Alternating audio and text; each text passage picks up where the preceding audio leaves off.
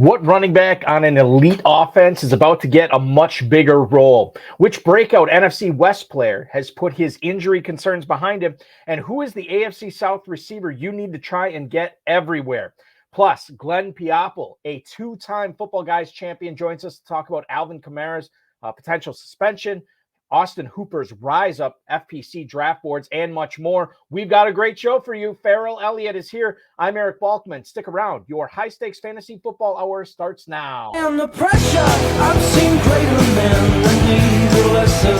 Broadcast live and heard around the world, you are now watching the most entertaining hour of radio on the planet. Welcome to the High Stakes Fantasy Football Hour presented by MyFFPC.com with your hosts Eric Balkman and Farrell Elliott. The High Stakes Fantasy Football Hour is your home for analysis from the best players in the world. And now, because no one else was available, here are Eric Balkman and Farrell Elliott. Solace in the scripture, are we not all our father's sons? I became a man, nobody ever told me what a man was. Welcome in, everybody. Thank you, Rob. Greetings and salutations to all the Balkaholics and Farelliacs. Welcome indeed to the latest episode of the High Stakes Fantasy Football Hour presented by MyFFPC.com. I am, as always, your slightly above average host. My co-host is the definitive commissioner of fantasy football, Farrell Elliott. Coming up on tonight's show, we're going to break down some of the stacks you need to get in the 2022 Football Guys Players Championship, which NFC West running back is presenting himself as a nice sleeper for drafters right now, and much more. Plus, two-time FPC winner Glenn Pilapil is going to drop by to try and lock the best of the Ravens backfield as far as the value goes there, whether Allen Robinson is falling too far in Football Guys drafts, and much more. If you want to connect with us on Twitter, you can do so at HSFF Hour. I am at Eric Balkman. Of course, learn more about Farrell's Kentucky Fantasy Football State Championship at KFFSC.com. You can post on our Facebook page at facebook.com/HSFF Hour. You can also email the show at highstakesfantasyfootball@gmail.com. If you have any questions for us or for our guests, now's the time to send them. We'll try to get to all the chat room questions, tweets, and emails in the fantasy feedback segment later on in the show. Thanks to my audio engineer and my best friend, Bryce, and our producer and mutual friend, Rob. If you are watching this right now, you're either seeing it on YouTube, Twitter, or Facebook. We certainly appreciate that. If you are watching it on YouTube, we'd also appreciate if you could like the video, if you could subscribe to the channel, and then hit that notification bell for future shows so you can know when we're going live. You never know when we're going to go live on this channel. In fact, we went live on Wednesday night, myself and Dave Terpoli, to cover a $125 buy-in best ball tournament draft.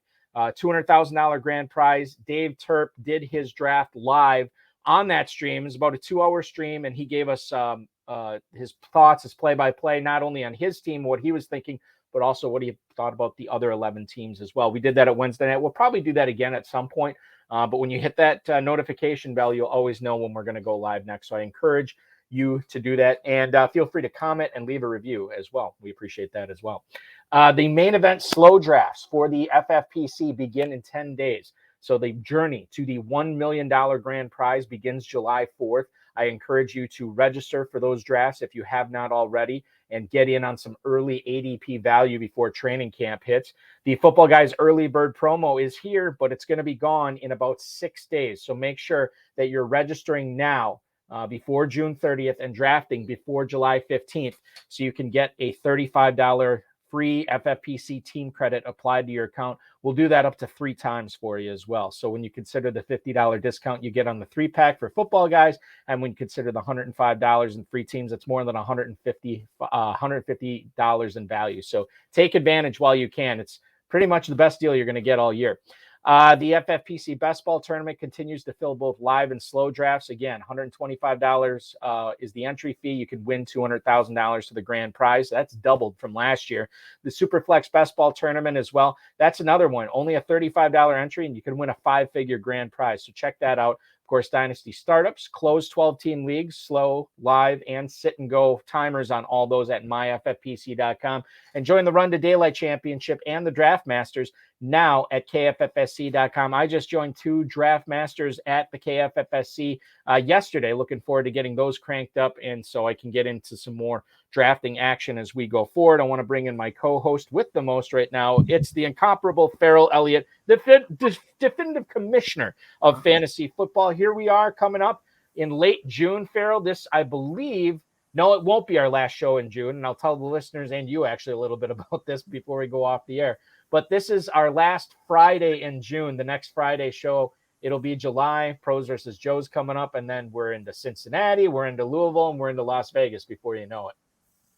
Oh, we're getting so close, Balky. And just you did a marvelous job with the lead in talking about all the different options to draft. And the FFPC has done a tremendous job. Dave and Alex and Chris have loaded the website with great opportunities to compete. And it's your final sentence there about the value that you get drafting early. I'm a firm believer in that. I had a great spring season last year. This year, I hope to keep it going all the way throughout the summer and into early fall when we gather at Planet Hollywood. But it's just a fantastic option of drafts. Here at the KFFSC, there's a lighter menu, but still competitive and fun to get with. And you know, our main events in Cincinnati and Louisville are beginning to fill. We're beginning to see a little action. And I bet when July 4th rolls around, all fantasy players that have yet to make their decisions about when they'll be drafting will be solidifying those decisions, and it's going to even get more exciting. But get in now while you can. Yeah, absolutely. To get in now while you can get the early drafting action, Yes. You can get your stuff squared away. It's certainly the type of behavior we encourage on this show for sure. Speaking of behavior, Rob Gronkowski has maybe shut off the good behavior for now and maybe get into some bad behavior now that he has retired once again. He retires again with over 9,000 receiving yards, over 90 touchdowns in 11 seasons that he should be a first ballot Hall of Famer. Adam Schefter, after he did retire, said that he got a text from Drew Rosenhaus, who is Rob Gronkowski's agent, saying basically that it wouldn't surprise him if Tom Brady came calling if he would come back either this season or potentially next season as well. As we look at the fallout here from Tampa, few questions here for you, Farrell. You can answer them in whatever order you'd like. Number one, do you believe that this is it for Gronk, at least for this season? And then number two, what are you doing with Cameron Brate, who is now the new starting tight end in Tampa? And how far up are you bumping Russell Gage on your cheat sheet? Yeah, those are very good questions. The first one, is this it? Who knows? Balky, in the spirit of in the spirit of the Ruddy Coppola Mario Puzo 50th anniversary classic from The Godfather, Gronkowski, make him an offer he can't refuse. Yeah. And it will probably come from a teammate or a situation. So, no, I like his agent. Drew Rosenhaus believes that we haven't seen the last of this player. I would further say that if I was running a television network, I would make the offer to Gronkowski. I think he's the most compelling and interesting individual off the field. Maybe that it parallels what he does for the team on the field. And so, yeah, football is not the same without Gronk, so let's hope he gets back. The Tampa Bay tight end position is not the same either without Gronkowski. And we may talk later if we get to talk about Godwin and his availability. So what is still in Tampa is Tom Brady, who led the league in passing yardage last year, and our friends in the desert have installed him as the betting favorite to lead the league again in passing yardage. So what does it do? It bumps up Evans. It certainly bumps up Russell Gage. It moves him aggressively up the board. I have on this very show dispatched Russell Gage out of my consideration when he was at Atlanta. And then in his last season, I began to look at him a little differently. And that was validated when he found a home through free agency in Tampa. And it's a real home.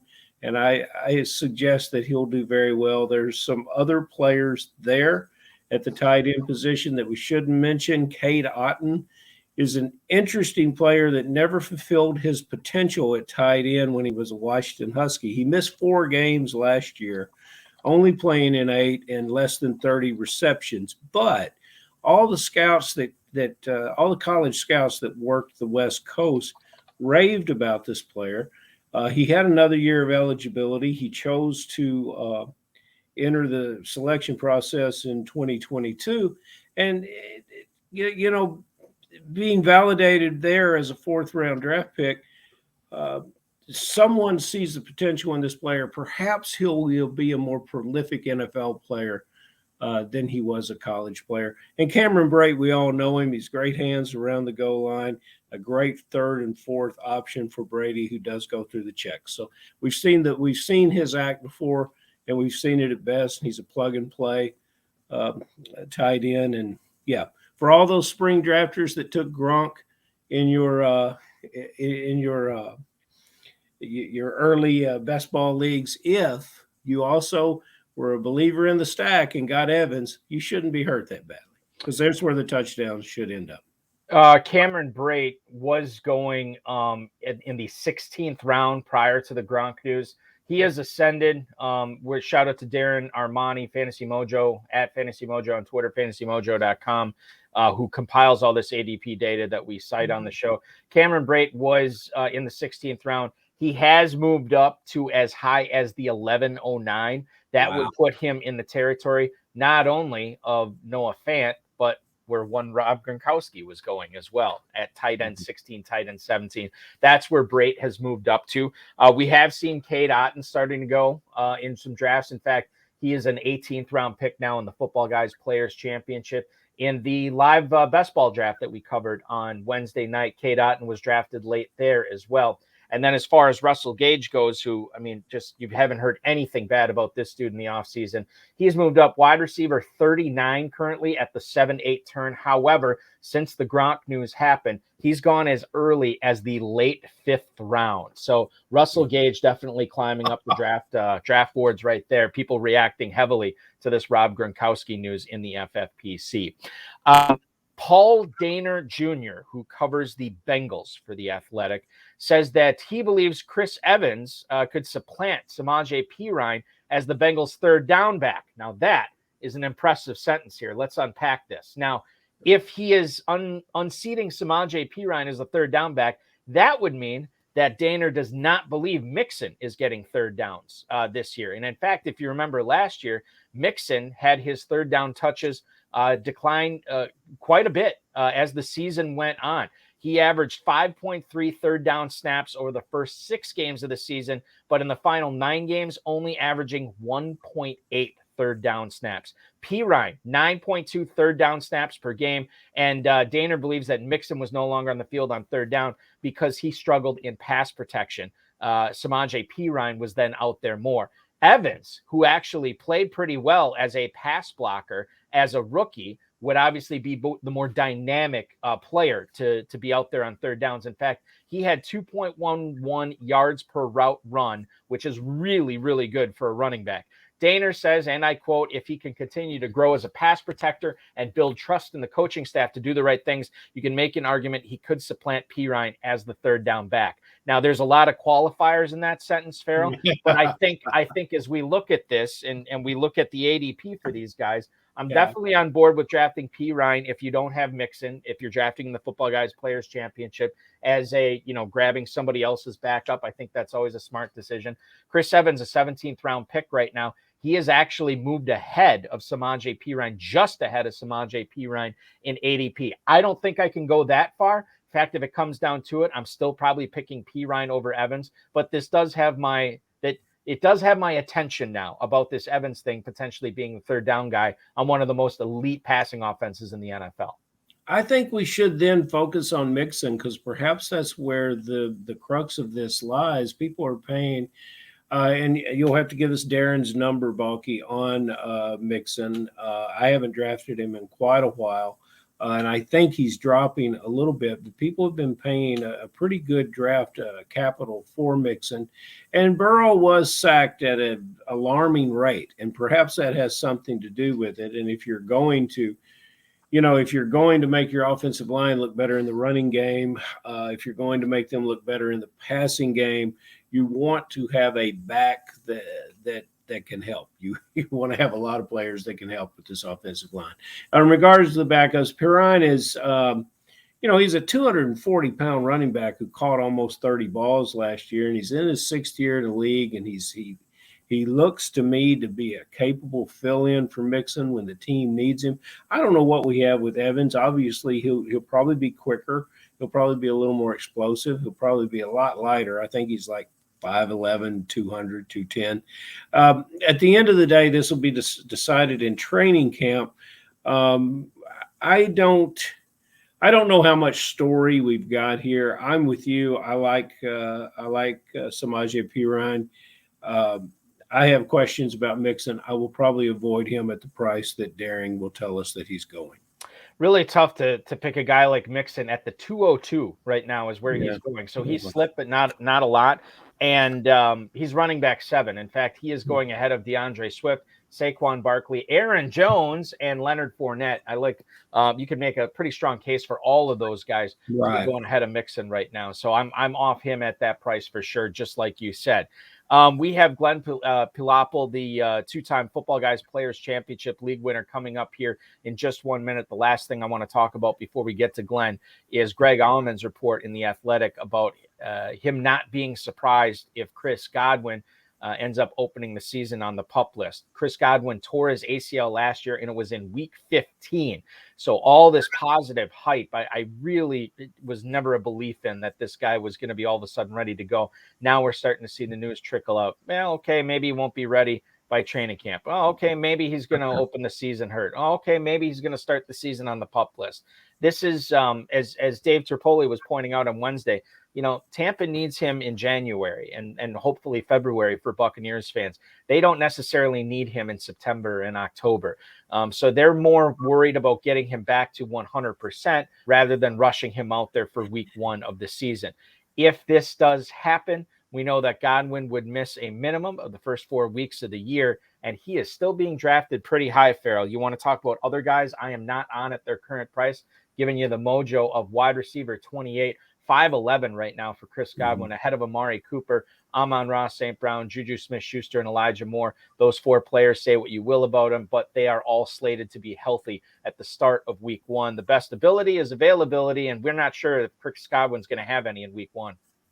And an ACL determines its own healing rate. And there's no science to this. One guy can come back quicker than another, and that's why there's a lot of speculation. Now, a player can play through a lot of injuries, but this isn't one that he can. Still with Godwin, I give the tip of the hat because you remember when he broke his finger and people said, oh, he's down for a while, and the next thing you know, he's on the field. I think this is one tough player, one terrific competitor that loves to play. So if he's allowed to get back better from the training staff, you can take that 5th round hit on him. I think that it may be a bit of a gamble, but if you're going to acquire some other receiver help from Tampa, put it in a stack, no matter what format you're playing in, that could be a smart thing to do. You'll be glad if you're competitive early that you have him late, because when he returns to the field, I have a lot of confidence in him that he'll be a great target for Brady. I don't think this is like you go to other teams and you say, okay, they acquired Gage. Gage gets a good start. Now they're splitting the yardage. Well, no, because there's over 5,000 yards in this offense through the air. There's plenty for everybody, especially a guy like Godwin. Yeah, and if you are good enough to assemble a team, like Farrell said, if you are good enough to assemble a team around Chris Godwin when he is back and healthy, if the Buccaneers do hold him out until he is ready to go full bore, that's just like a free waiver pickup when he comes back. But you got to have the chops to assemble the team around it. And listen, if you're watching this show, you're obviously a tremendous fantasy football player. Thank you for watching. We appreciate it. You are not watching this show for us. You're watching it for our guest, who I'm going to bring in right now. He's got 2 Football Guys Players Championship League titles under his belt, along with a 12th place overall finish in the FPC in 2019. He's here to talk about his 2022 Football Guys team so far. Please welcome onto the program, Glenn Pilapil. Glenn, thanks for coming aboard tonight. We really appreciate it, dude. Oh, thank you guys. Thank you for having me on. I'm super excited. I think it's going to be a lot of fun. It will be a lot of fun. We're excited to have you for sure. Can you tell us when you're not winning? And 12th overall, congratulations on that. In 2019. Thank you. That is impressive. Impressive stuff to do that. When you are not crushing all these leagues, Glenn, what are you doing for a living? Crushing is an overstatement, but when I'm not doing that, I work as a custom cabinet maker. So I'm a woodworker. So I do custom cabinetry, custom furniture, that sort of deal. Awesome. So that gives you the opportunity to kind of like work around waivers, work around drafts. You can kind of pepper in all your fantasy football stuff that needs to get done. Right. So part of the allure of being a business owner is you have all this time that you can allocate and switch around. So when I wake up, I pretty much think about fantasy football, as sad as that sounds. Listen, all the people watching and listening, they know exactly what you're talking about. Yeah, sure, I know I'm not alone out there. Measure twice and cut once, Glenn. There you go. Congratulations, sir. Yeah. You would be fantastically popular amongst the wives of fantasy football players as well. I think you're welcome everywhere, and especially on this show. One of my favorite players, Glenn, Michael Pittman. Yes, has been since he got in the league. I see a player that is explosive and in any week could turn in big scores. And that was my expectations last year when I drafted him in the 7th round. What happened, and I assumed that you had him a few places. I had him almost everywhere that I could get him.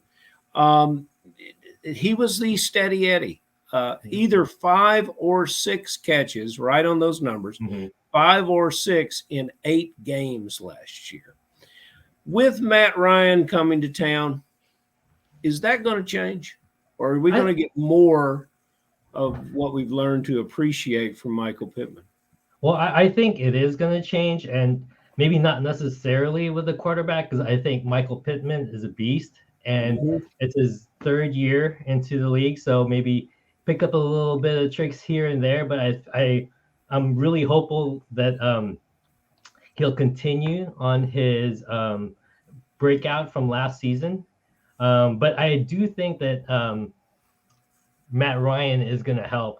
Maybe not like a big difference with like Cooper Kupp and Matthew Stafford or something that much of an upgrade, but enough of an upgrade where efficiency would count. I mean, yeah, Matt Ryan, I think, is like a more of a pure pocket passer and tends to get rid of the ball compared to Carson Wentz, who tends to hold on to the ball and scramble. So they're different quarterbacks for sure. I like that, and I see it. It's interesting because I see an uptick for a lot of players in Indianapolis. They're a team that obviously their first and foremost mission is to run the ball, but it's a one premier receiver.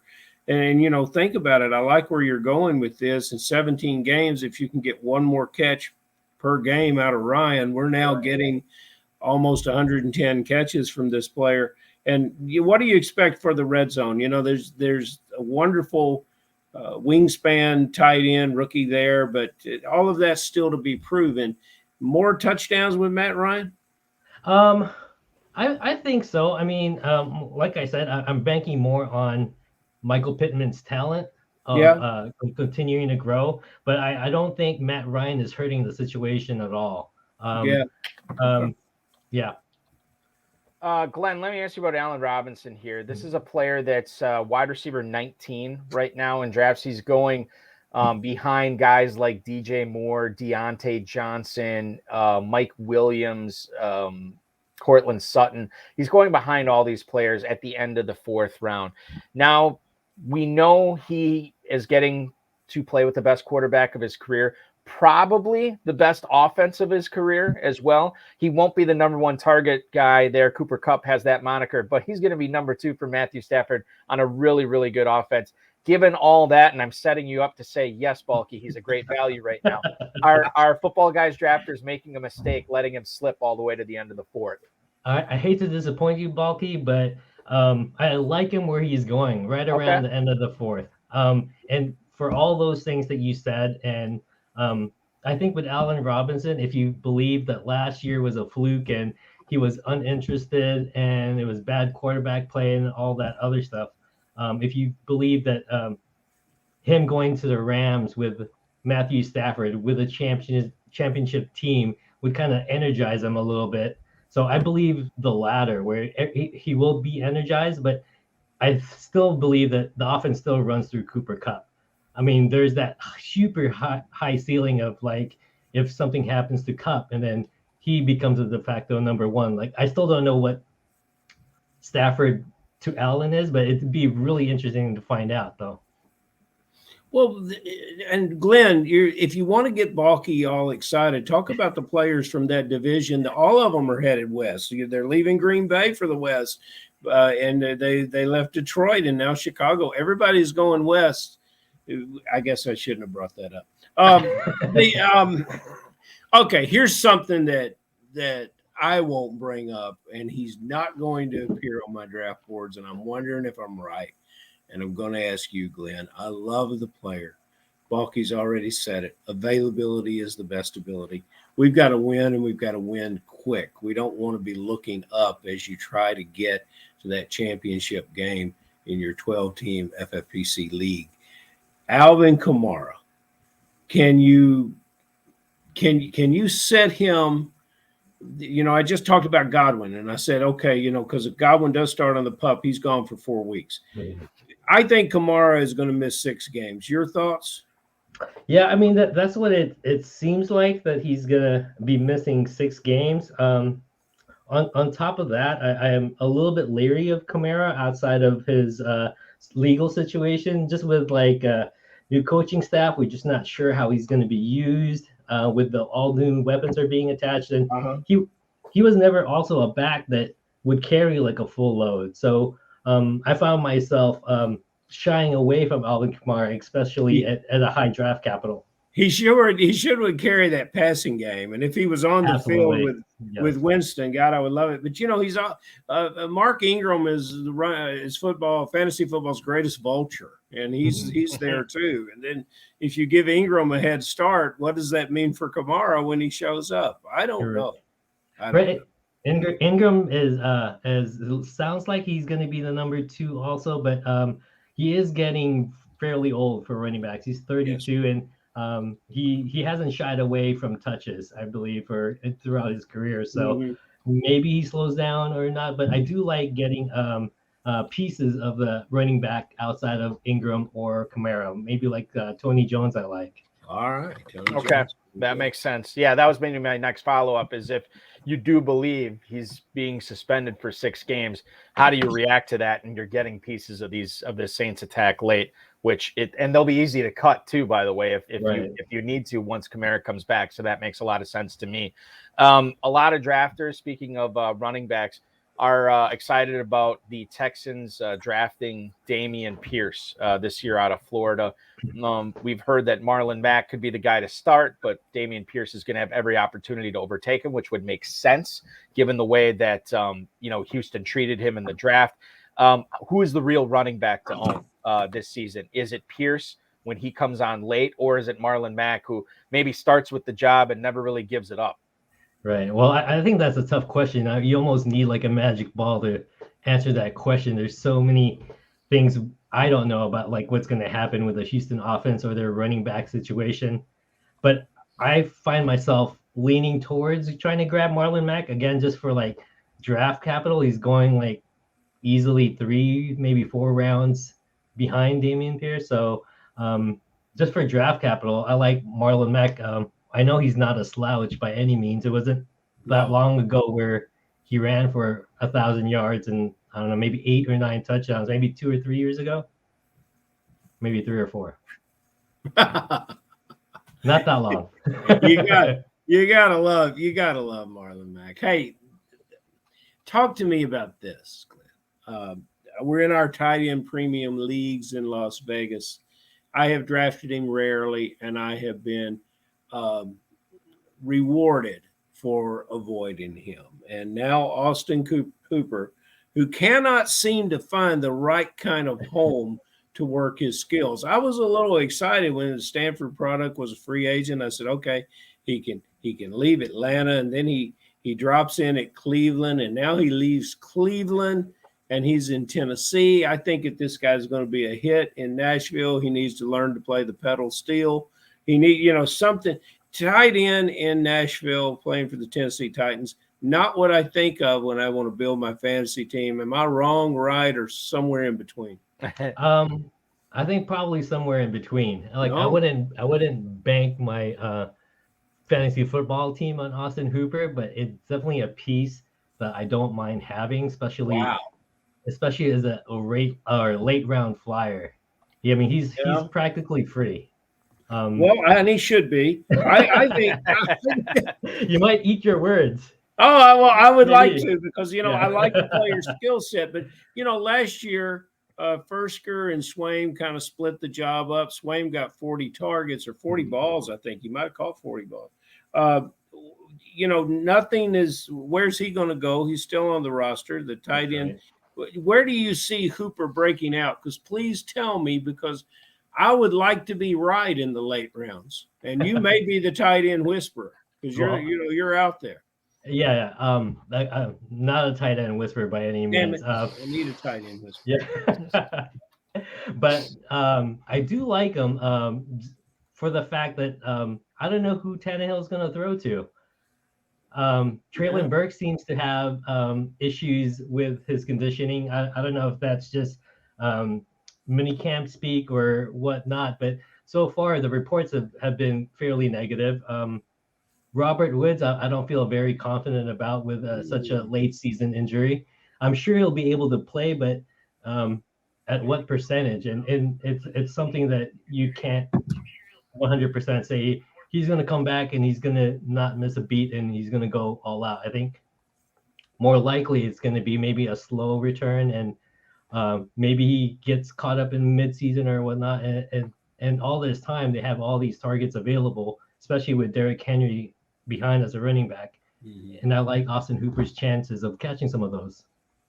Austin Hooper, by the way, as far as the mojo goes, on him, tight end 24 right now at the 1504. So obviously being drafted as a backup. It's weird because I'm not hearing a whole lot of buzz on Logan Thomas right now, but the dude behind him too, Hayden Hurst, you're hearing a lot of people talk about.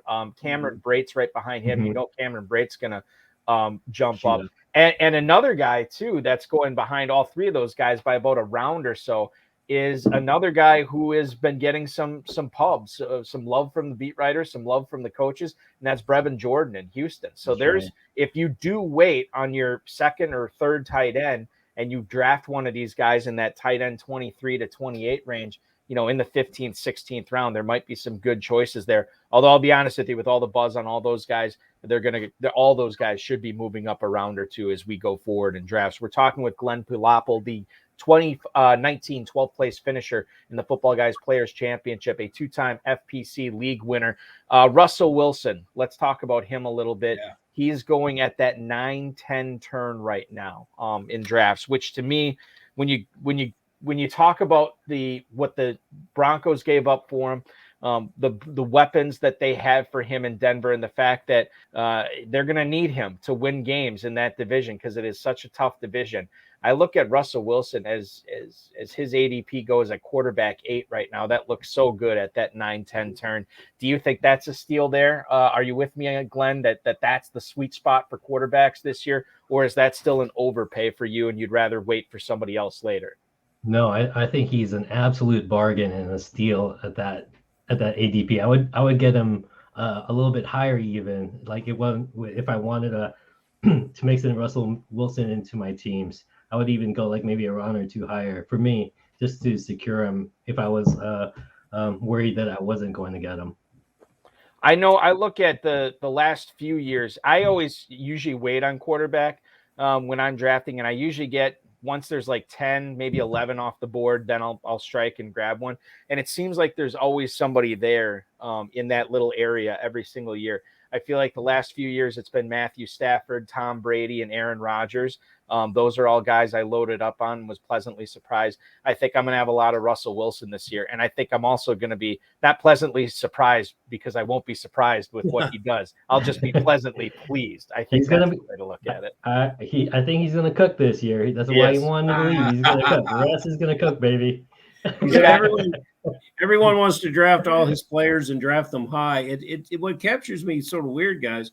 We've learned to wait on quarterbacks, but to get the number 8 quarterback, which I agree with you guys, he'll probably score better than that. But to get the number 8 quarterback in the 9th round is really proving the fact that we're waiting. And Glenn, you're going to be solely responsible for the Russell Wilson inflation. It's obvious that you are the leading indicator. Good, because I did a bunch of drafts already, so I'm good. Good for you, brother. Hey, in those drafts, do you like to stack players from the same roster? I must tell you that sometimes when I'm going through a draft, and it doesn't matter if it's a managed team, a slim, a true best ball team, that I'm really looking for the opportunity to stack players. I think that can sometimes push my drafting strategy. Do you agree with me? And if you do you have any favorite stacks?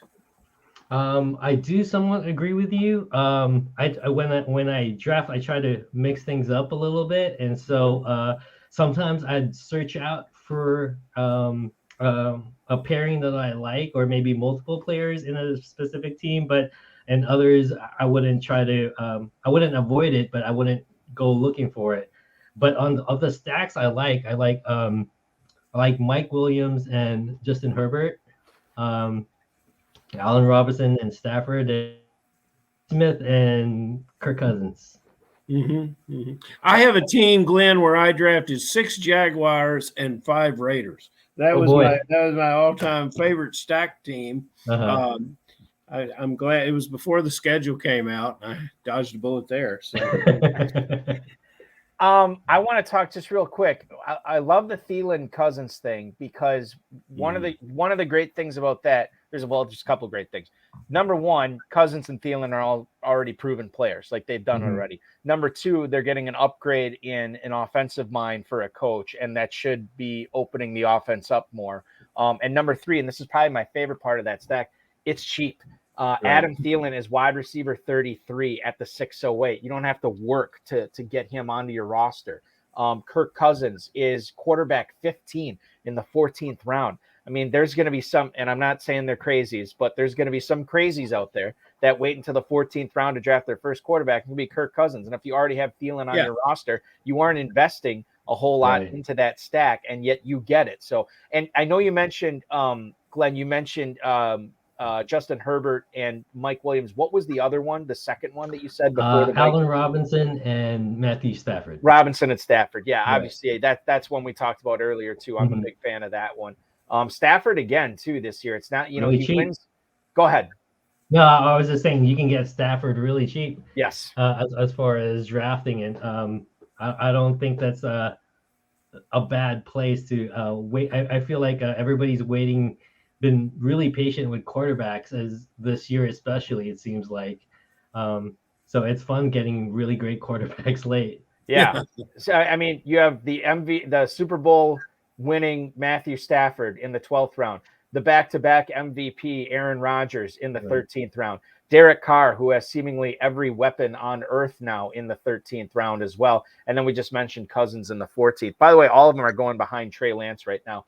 I should ask you, Glenn, are you, based on the photo that we have of you, are you a Raiders fan?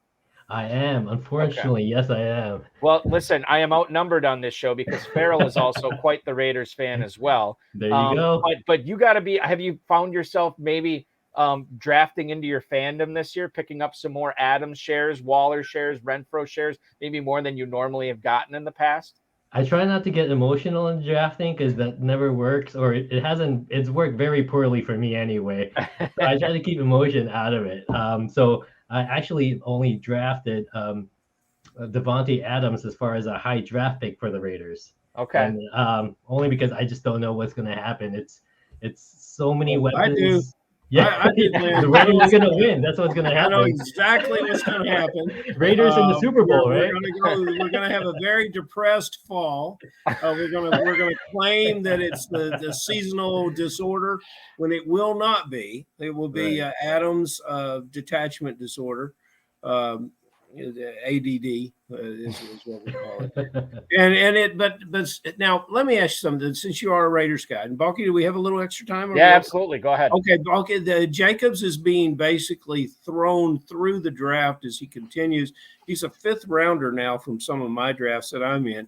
I believe it's getting a little too much, and I want to take him there.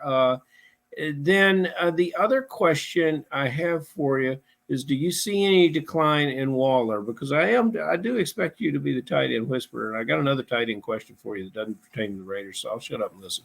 All right, no problem. So Josh Jacobs, I think I'd probably take stabs at him if he falls down to the 6th round. 6th.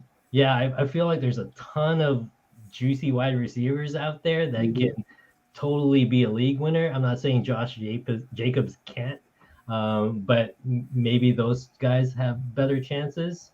As far as Darren Waller goes, man, I love that guy. He is an absolute beast. I hope he doesn't deteriorate. I know he had like some injuries last year, so I hope he comes back healthy, and it'd be fun to see him run around free with single coverage out there. Waller, Adams, and Carr on the same offense with Hunter Renfrow underneath. I think whoever's in that backfield could benefit. Exactly. I wonder when Aaron Jones is a free agent. That would be good too. You just gut us. Just gut the whole Packers organization, and we'll figure it out. Yeah. Speaking of running backs, do you have a favorite Raiders running back that's not Josh Jacobs between Zamir White or any of these other guys that are going a little bit later, Kenyon Drake? How have you been attacking the Raiders' backup running back position? I've been pretty much taking Kenyon Drake whenever I can in like the 18th, 17th round, somewhere around there. I like with Josh McDaniel, maybe he's the new James White. I don't know. I know that they do like to throw to their backs as far as McDaniels is concerned.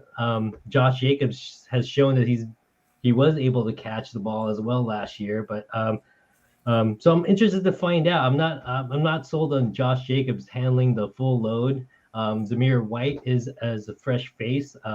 We'll see how training camp goes and how he protects Carr for pass protection. But I know Drake can do the job, and I know he can catch the ball. So he's kind of a dart that I like to take. Okay. Let's keep it on the running back conversation here as we go to your emails for you tonight, Glenn. Paul in Windsor Mill, Maryland. Since J.K. Dobbins is too rich for my blood, which Ravens running back is the one to target for those of us seeking a discount in Footballguys drafts? Thank you for the email. Paul in Windsor Mill, Maryland. Paul, I got to be honest with you. You're in Maryland. You should be telling us who the Ravens running back is the target. This is your wheelhouse, Paul. So we'll try to help you. Glenn, do you have I know they got Mike Davis there now, and obviously, Gus Edwards and who's the other cat that they drafted a couple of years ago, the undersized guy? Justice Hill, thank you, is still there. Glenn, do you have a favorite one, or who's the guy to target in drafts given their draft value? I like Gus. Before they got hurt, I mean, they paid him kind of not really starter money, but significant money, and it sounded like they were more of like a 1A, 1B before both of them got hurt last season. We never really saw what they were going to end up doing. But if I was looking at the finances, it looked like when they did pay Gus, they paid him significant amount of money to be involved in the offense and not just maybe, take a back seat. Gus Edwards, running back 58 right now for the Gus bus, 1408 in your Footballguys drafts, behind Marlon Mack, Deontay Foreman, Jamal Williams, right ahead of Zamir White, Raheem Mostert, and Hassan Haskins. Next email here for you, Glenn, is from Joe in Salem, Oregon. Is Trey Sermon a guy I can just cross off my cheat sheets this season? Is there any reason to think he'll be rosterable? Thanks so much. Thank you, Joe in Salem, Oregon. Trey Sermon, everybody excited about him last year. That excitement wore off Pretty much before the season even started. So what are we doing with them in drafts right now? Glenn, is he a guy that you can look at late in roster and hope, or is this a guy that you're not even concerning yourself with? I don't mind taking a couple of stabs at him. I think the one thing that we learned about the 49ers running back offense, or the offense for the running back situation, is you never know. I believe last year Sermon was kind of held up high and didn't quite come to fruition, and Elijah Mitchell came out of nowhere. And with Shanahan, you just don't know who's going to be in that game or whatnot. And they have such a potent running game that if you get a small piece of them, again, for free, I wouldn't get too many of them or whatnot. But if you get a little bit of exposure, it doesn't sound like a bad thing. Glenn, do you think Mitchell has the same kind of year he had last year, or even a better year with the explosiveness and the things that he showed? I think if he was given the opportunity, he would probably proceed along the same lines. But whether or not he gets the touches is anybody's guess at this point.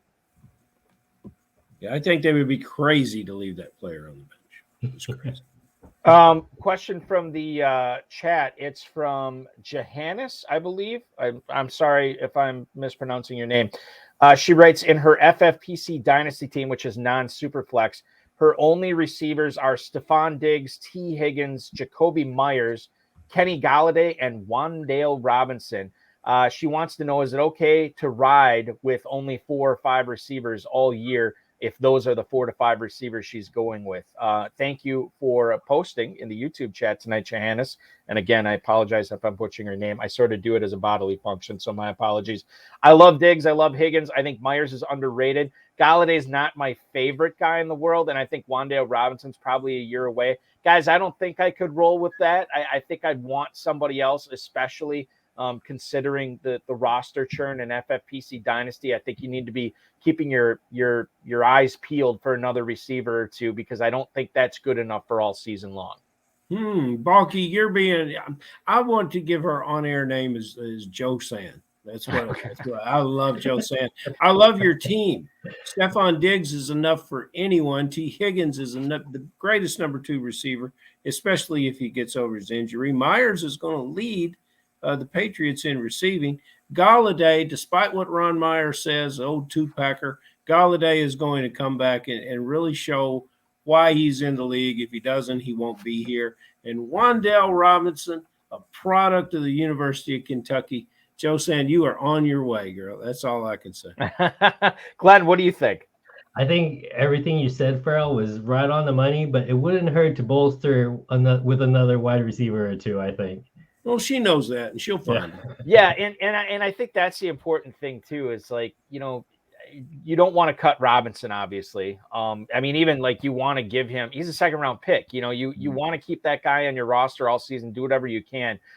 As far as Galladay, I'd probably keep him around. I think he's not my favorite guy, but he's not a guy that you should be cutting. There should be some other players on your team that you can cycle through and look for the guys that are, not just having hot weeks, but the guys that look like they're going to have an opportunity. If they show up one week and have 8 targets, they turn them into 4 or 5 catches for 60 yards. I mean, your Spidey sense should be tingling at that point, and you should be not just watching them, but rostering them at that point and see where it goes. You always want to be too early on a player, because if you're too late, somebody else already has them. So that's the best advice we can give here tonight. Farrell, let's give Glenn one last opportunity to dispense some more great advice here. Lay it out. This is what we need, and you've shown the light on some players that we haven't talked much about on the show in the last few weeks. Can you tell us your guy you must have, someone that you are targeting? I think I have a feeling who that might be. Doesn't matter where in the draft. And then a guy that you will just not be in business with this year. Okay, so for the guy I'm targeting, it's Big Mike all the way. If I can get him in every draft, I will. I think he's just going to blow up. I'm not saying Keenan Allen's going to disappear, but I think there's going to be more than plenty enough with Herbert under the helm. And I think that offense is going to be pretty exciting and a lot of offense generated. I think that is something I have not done in the past, but as with anything, I feel like my mind gets opened up to stuff like this, thanks to talented guests like you, Glenn, and people who have been very successful in the past. And if I'm living in my own echo chamber, I'm never going to get better. I got to try new things. And this is a player I've never been on before, but the last couple of years, I'm starting to warm up to him. So thank you for supporting that. I appreciate it. Is there a player that you know that you will not have on any teams this year, or as few as possible? I don't think I would close the door on anyone, especially in fantasy. I mean, like perfect example is Cordell with the Falcons last year. I mean, Yep. you saw that coming. I mean, at least I did it, but he blew up in such a way that he was a league winner to a lot of people. So I don't think I would close the door on anybody in fantasy. If anybody comes at the right value that I feel is a value, I'd probably pick them up. Is there a player right now that, with their current, like what you've seen in the Football Guys drafts that you've done, where he keeps going at a certain spot and you're like, you know what? I understand people are taking him there. I get why people are doing it, but that will never be me at that spot. Is there a player that you are avoiding at, ADP cost right now if they don't slip? I think Kamara in the second round, because we don't even know if he's going to be playing or how much he wouldn't be playing. So I think for a second round pick, that's pretty risky. It was something that I always think was me taking a big risk for a long time, never having Glenn Pilapil on, and now I have made sure that that myself and the viewers have gotten to pick your brain and gotten some great insight from you tonight, Glenn. I certainly appreciate it. Thank you so much for joining us. Thanks so much for carving some time out of your schedule. Good luck in all your leagues this year as you chase that $500,000 grand prize. And listen, the next time I need some new cabinets or something, I'm going to shoot you an email and we'll figure something out. Hit me up. Right. Thanks, guys. It was a lot of fun. Thank you. Thank you, Glenn. Glenn Pilapil, ladies and gentlemen, the two-time winner of the Football Guys Players Championship Leagues, and, of course, the 12th place overall finisher back in 2019. That is tough to do, man. I mean, Farrell, I mean, like, just to go in a national contest like that, and what a thrill it is, too, when you're seeing your name that high up on those leaderboards as we close out the season to finish 12th overall. I know it's not life-changing money, but that is hat-hanging performances. You're not kidding. And I love his attitude, and he doesn't have any hard feelings about players that have let him down before, and that will lead to success. You got to go in with a lack of that kind of memory. I line up with a lot of the things that he's saying, which makes me wonder why I am not successful like he is. So I imagine that on top of being a good drafter, he really knows how to put the lineup together, and he probably knows when to play a Williams, which is every week, but when to also play another player perhaps in front of a player that he really likes. I liked his answer on Kenyon Drake. I don't believe Kenyon Drake's career is over. I think in fantasy football we sometimes benefit from other people's mistakes. Let's let them take the risk and let's let players fall to us. And I think in the case of Jacobs, he feels that Jacobs will drop further, and he's willing to give Hooper another chance. I don't agree with those, but I can see how he's how he is designing his teams, and those players could make a big difference for him.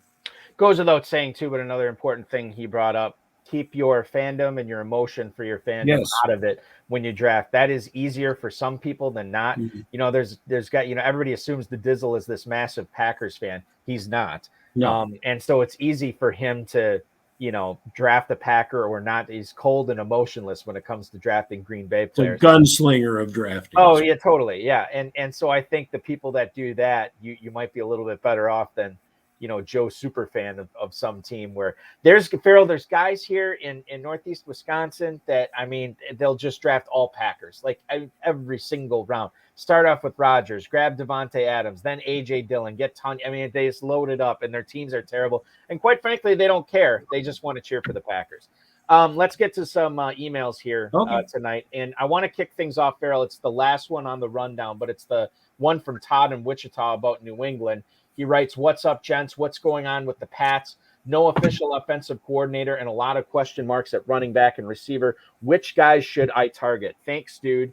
That is Todd in Wichita. So you look at the Patriots right now, Farrell, and it's more confusing than ever. I know I like Damian Harris. I think I like Devontae Parker. Mac Jones to me is unless it's a best ball, I'm really not on board with that. And Hunter Henry's okay in FFPC as your second tight end. But after that, I mean, I don't know. I mean, Jacoby Myers is fine, but he's not somebody I get excited about. I don't know what to think about the rookie Thornton that they took in the second round. The pass catching backs, forget about it. I know James White is the gold standard there, but he's hurt. Pierre Strong, it sounds like he's doing very well in camp, and he might take over the third down role. But then you hear Ramondre Stevenson is working on his pass route running and his catches too. I don't know what to think. So quite frankly, there's nobody on this team I'm necessarily targeting. Harris is fine if he falls to me. Parker's fine if he falls to me. Outside of that, I can't make heads or tails out of this offense. In best ball, I believe in Devontae Parker as being a good draft pick. However, you don't know when he's going to be available. And if he is available, he's going to play very, very well. But one thing I'll say about the Patriots is they are all values. Even Hunter Henry, by the time he goes, and you can give us Darren's numbers if you want, Balky, but by the time Hunter Henry goes, a lot of other tight ends have gone. And Henry provides a wonderful, he proved that he provided a wonderful red zone target. And Jonnu Smith, surprisingly to me last year, never showed up in this offense. So while there are a lot of question marks, they are going to show up. They are going to play the games. And you would have to think that Coach Belichick hasn't lost his handle on what he wants this team to do and be. So I am willing to take shots at these players. Now, okay, so we asked a question about stacking. I'm not stacking Patriots. I don't want too many of them, but they all represent a nice bargain to me. And that part I would agree with for sure. I mean, there's nobody that's blowing the doors off with New England Patriots in fantasy this year. Tight end 18 for Hunter Henry. That's in the Gerald Everett, David Njoku, Robert Tonyan category, which is interesting because our next email has to do with the tight end in Green Bay. It's from Fred in Rocky Mount, North Carolina. With Robert Tonyan's recovery going slow, is he a guy I should be fading in Football Guys right now? Thank you for the email, Fred. I don't necessarily know if his recovery is going slow. I think that sometimes we have unfair expectations of a lot of these guys that come off torn ACLs. So Robert Tonyan offers a lot of upside as tight end 21 in the 12th round of Football Guys drafts right now. Dude finished as tight end 3 a couple of years ago. So yeah, there's not a whole lot of risk in doing it, but when you do draft a guy in the 12th round, and quite frankly, I don't care who it is, whether it's Tonyan, a quarterback, running back, whatever, you do have to have a little bit of limited expectations for that. So if he starts off slow or if he starts off on pup, hopefully, knock on wood, that doesn't happen as Packers fans like me hope, you have to be prepared for it. So I'm fine with soaking a 12th round pick in Robert Tonyan right now. I also know that I can't be really upset if he is coming along slow. We just talked about Hunter Henry, and that's who I would take over Tonyan. I think he has had his magic year. I think to finish third with all those touchdowns that year, was it 11? Was it 14? I can't remember the exact number, but he looks like he was in the end zone all the time. It was a fantastic year. I don't necessarily see that happening. Balky, tell me, if you go deep on the depth chart of the Packers, who is Tyler Davis? Yeah, Tyler Davis, he's a guy that I believe, I want to say, Farrell, and you could correct me if I'm wrong, I think last year they picked him off the Colts practice squad. And he is a guy that he kind of flashed a little bit last year after Tonyan went down. Josiah DeGuara is not, your standard. I want this guy on my team as my fantasy tight end. That's not really what he does for this offense. He does a lot of H-back stuff, a lot of blocking, and he's a little bit undersized for the position. But Tyler Davis is a guy that made a couple of plays, not only in games last year, but in practices. We heard from coaches that he was really turning some heads. And I know, that beat has continued this year, that the beat writers are talking about him making plays, him looking good again, and the coaches really talking him up as well. So Tyler Davis is good. I don't necessarily think that he is the type of guy I'm willing to bet on consistency from him, either as a player or as a snap count, with Mercedes Lewis and DeGuara, who they do like as well. And Dominique Daphne still gets out there quite a bit. So he's a tough guy for me to roster. All your buddies that used to draft all those Packers, did any of them draft Mercedes Lewis? That's what I want. Yes, they did, Yeah, but it was always usually like a last. The guys who did it, it was always just like a last round thing, like just to load up another Packer. He was always the first guy cut. I've sat at plenty of FFPC tables in my life, and I have never heard that player drafted. Yeah, it's not a good decision. It is not a good decision at all.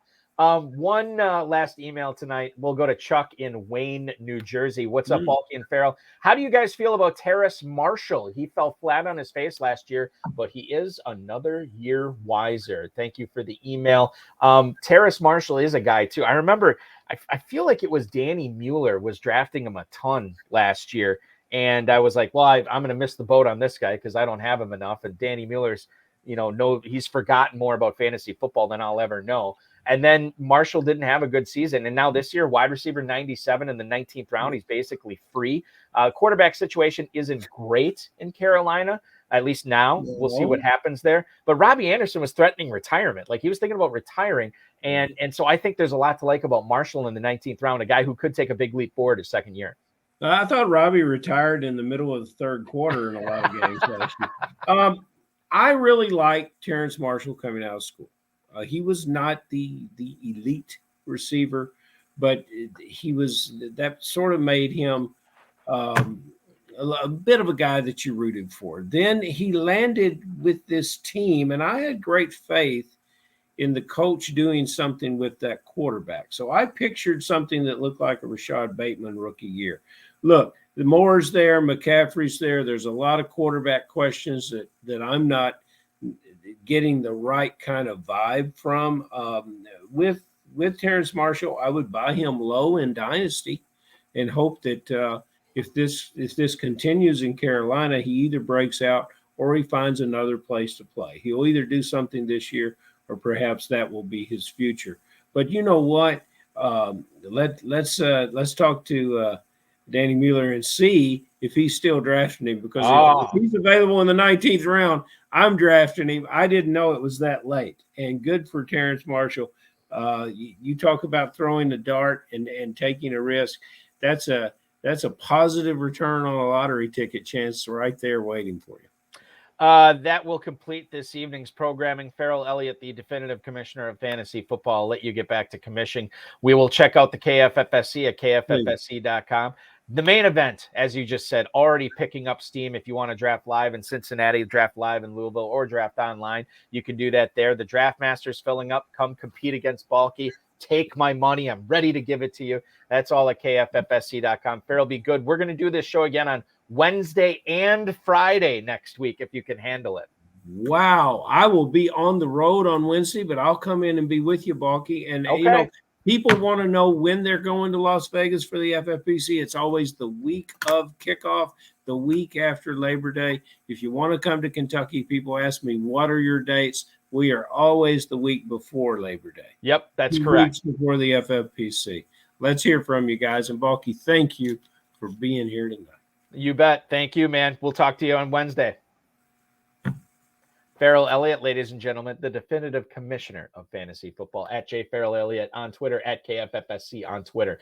Now, let's do a bit of housekeeping as we wind up tonight's broadcast. Number one, I want to thank Glenn Pilapil. I want to thank Farrell Elliott, the FFPC, Rob Bryce, and of course, all of you for watching/listening. We are back this Wednesday. So I am on vacation and I cannot, it's impossible for me to do a live show on July 8th. So as a result, we are going to do 2 high stakes fantasy football hours this coming week. The first one will be on Wednesday night at 10/9 Central. We're going to talk with FFPC main event league winner and 2022 Pros versus Joes drafter Rashad Cobb. He will be our guest on Wednesday night. That will be the next broadcast of this program. The main event slow drafts, as a reminder, do start in 10 days. Your chase for $1 million starts July 4th. The Football Guys early bird promo expires in 6 days. Make sure you're cashing in those $35 team credits before it's too late by registering for Football Guys drafts. The 2022 FFPC Best Ball Tournament and Superflex Tournament both have leagues filling up in the live and slow category daily there. I remember you can win 200 grand and 10 grand in each of those tournaments. The Dynasty startups continue to flow on. We'll have those rolling on for you. There are a couple of close ones that are close to filling for that start drafting tomorrow morning. So make sure you're hopping on those. Red alert, as some of those are ready to pop off before draft time tomorrow morning. Plenty of slow, live, and sit and go drafts all available at myffpc.com as well. Thanks so much for watching. We will see you again on Wednesday. Your weekend officially starts now.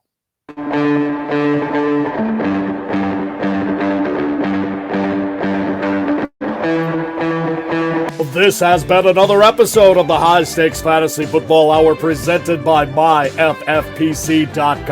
It was broadcast live and was watched around the world. Balky and Farrell will be back next week with more analysis, more interviews, and more advice from guests much smarter than they are. Thanks for watching, and we'll talk with you again next week.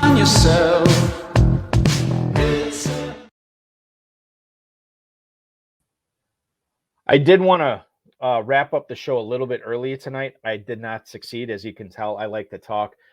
There is a Stone Temple Pilots tribute band that is just down the road from me that goes on in about, 5 minutes ago, they took the stage.